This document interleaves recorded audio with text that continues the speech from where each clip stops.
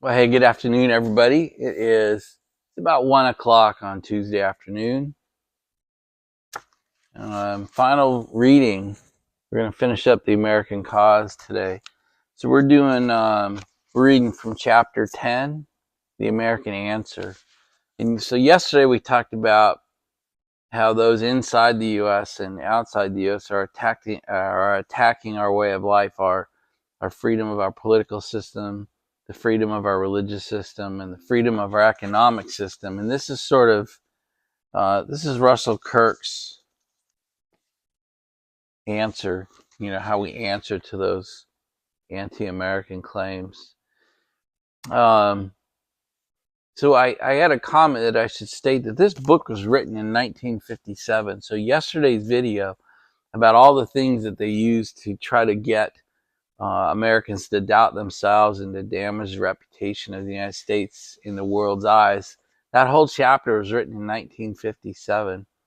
And I just thought it was interesting how consistently our way of life is under attack from literally from before the book was written. So for the last 70 years, probably longer than that, but how relevant it read to the last 3 or 4 years or the last 10 years here in the US.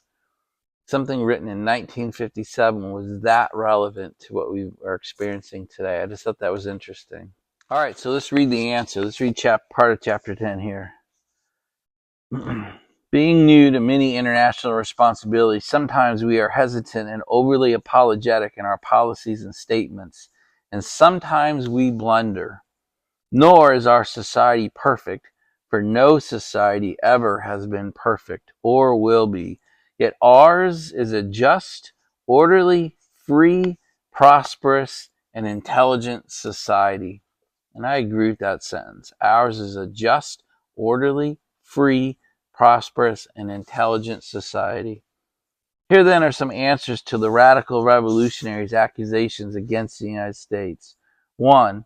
America is materialistic only in the sense that all men everywhere always have employed most of their time in getting and spending. Our material achievement renders possible a very high degree of leisure and cultural achievement among us. Honest private profit is a good thing. It produces the wealth of nations, public prosperity. Number 2, America is the least imperialistic probably of all great powers in all history. There is no American desire to build an empire overseas or in the Western Hemisphere, nor do we attempt to secure trade monopolies abroad. We maintain garrisons in Europe and Asia to guard against the threat of foreign conquest of our allies, but we keep those forces at a minimum and withdraw them altogether whenever practical. Sometimes, indeed, we may have acted with imprudence in giving up bases and positions important to our own security and that of our allies. 3. American is capitalistic, and proudly so, in the sense that Americans believe in private property and private enterprise and point to the fruits of that economic system. The American economy has been called a people's capitalism, for ownership of property, including great industries, is very widely shared. Private property is one of the chief satisfactions of life. Americans know, and private economic responsibility helps to secure public freedom. America is unjust only to the extent that perfect justice never has been secured anywhere at any time in history. Justice is the securing to every man of what is his own. The civil rights and the property rights of Americans are guaranteed by federal and state constitutions, by the courts, and by centuries of usage.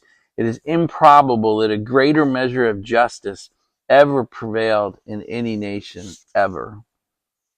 Decadence. The United States remains a vigorous and hopeful society. Most Americans recognize objects in life: to do their duty under God, to rear decent families, to improve their own condition of that of their community, to educate themselves, to acquire a home and other property, to maintain the best in their civilization. These goals continue to attract many millions of Americans. Foreign observers are impressed generally with the vigor and strength of fiber in American character. One of these is Scott and Mr. J. M. Reed once remarked in the Quarterly Modern Age that freedom, simplicity, and diversity are the marks of American civilization.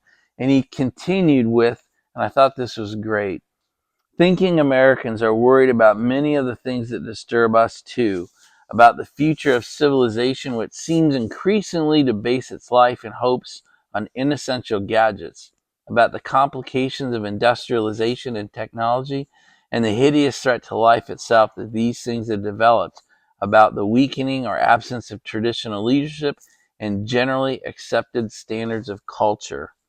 The very form that these worries take, however, is striking and even hopeful to a European.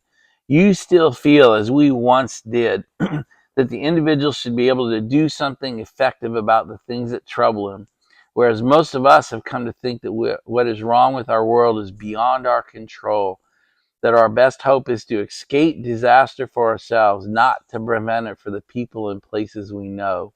We feel ourselves to be already half defeated, whereas your world still seems a manageable one, though it may be difficult to handle.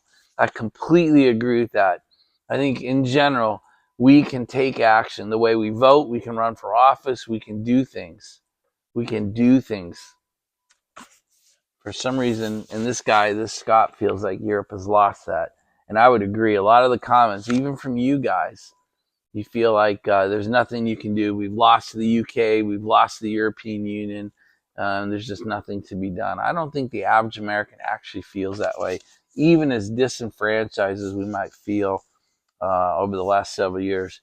The last election cycle is an example, I think, of America standing up and said, we've got to take this back.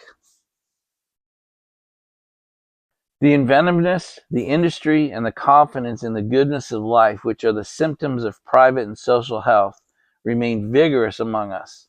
Americans are willing to point out their own society's shortcomings, which is another indication that decadence is not upon us.